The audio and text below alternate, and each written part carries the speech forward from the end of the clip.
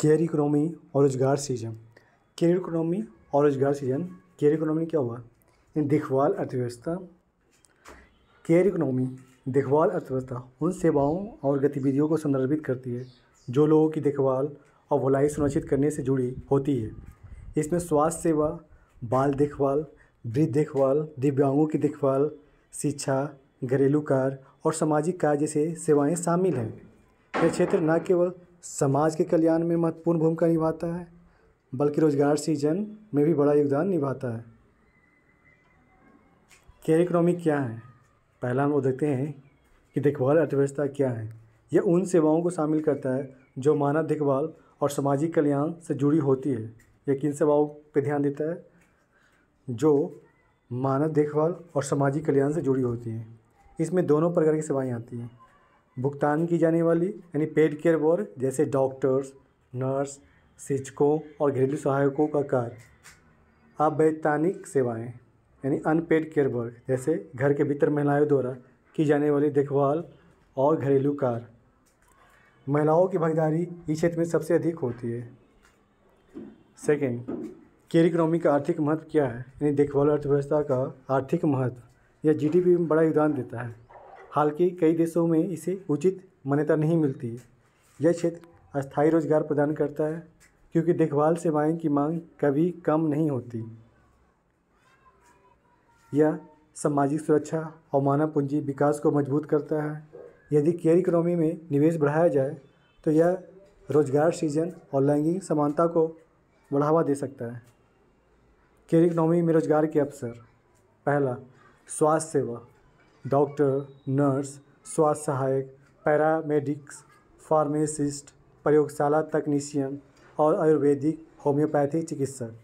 भारत में health care sector तेजी से बढ़ रहा है जिससे लाखों नई नौकरियां उत्पन्न हो रही है। सेकेंड, बाल और वृद्ध देखभाल।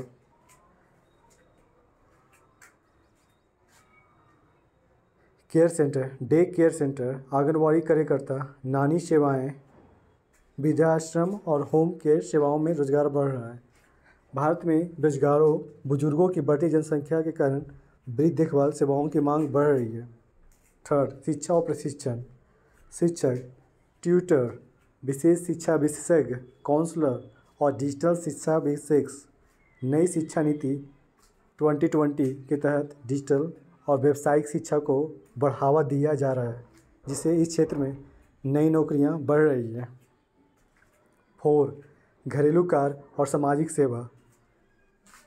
घरेलू सहायकों, सफाई कर्मियों, कुक और हाउसकीपिंग सेवाओं में रोजगार। गैर सरकारी संगठनों और सरकारी योजनाओं में सामाजिक कार्यकर्ताओं की मांग। 5, दिव्यांग और विशेष देखभाल सेवाएं।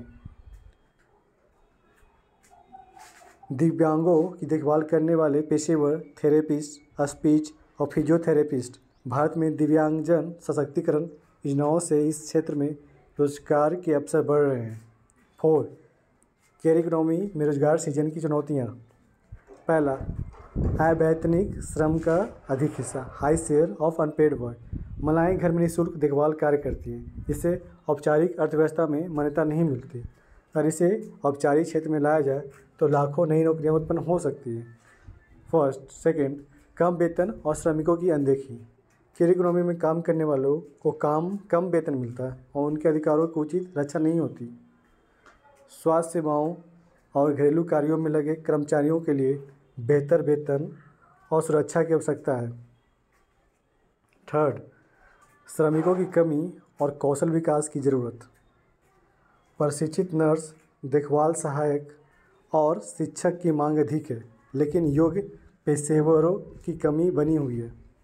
कौशल विकास और व्यावसायिक प्रशिक्षण को बढ़ावा देने की ज़रूरत है। 4, सरकारी नीतियों की कमी। भारत में घरेलू कामगारों और देखभाल श्रमिकों के लिए मजबूत कानून नहीं है। अगर सरकार केयर इकोनॉमी को मजबूत करने के लिए नीति बनाए तो नए रोजगार पैदा हो सकते हैं। 5, केयर इकोनॉमी को बढ़ावा देने के लिए समाधान। फर्स्ट, सरकारी निवेश और नीतियाँ। स्वास्थ्य और देखभाल क्षेत्र में निवेश बढ़ाया जाए। घरेलू कामगारों और देखभाल श्रमिकों के लिए मजदूरी, सुरक्षा और श्रम कानूनों को मजबूत किया जाए। आंगनबाड़ी, आशा कार्यकर्ताओं और घरेलू सहायकों के वेतन और सुविधाओं को बढ़ाया जाए। सेकंड, महिलाओं की भागीदारी को बढ़ावा, यानी इंक्रीजिंग वोमेंस पार्टिसिपेशन। देखभाल सेवाओं को महिलाओं के लिए अधिक आकर्षक बनाया जाए ताकि वे इस क्षेत्र में अधिक संख्या में काम कर सके।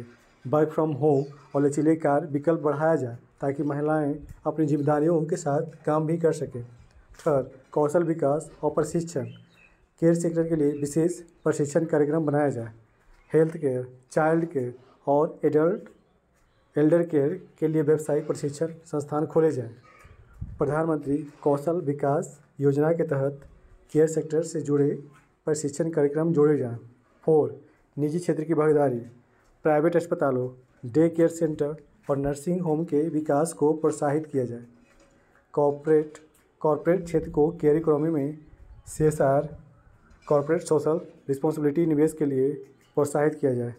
निष्कर्ष, केयर इकोनॉमी सिर्फ एक सामाजिक सेवा नहीं बल्कि एक प्रमुख आर्थिक क्षेत्र भी है।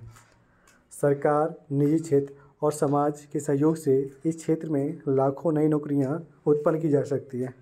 महिलाओं, युवा और कमज़ोर वर्गों के लिए केयर इकोनॉमी रोजगार का एक बड़ा स्रोत बन सकती है। अगर भारत केयर इकोनॉमी में निवेश बढ़ाए और इसे एक संगठित क्षेत्र के रूप में विकसित करे तो यह न केवल रोजगार सृजन में मदद करेगा बल्कि समाज को भी सशक्त बनाएगा।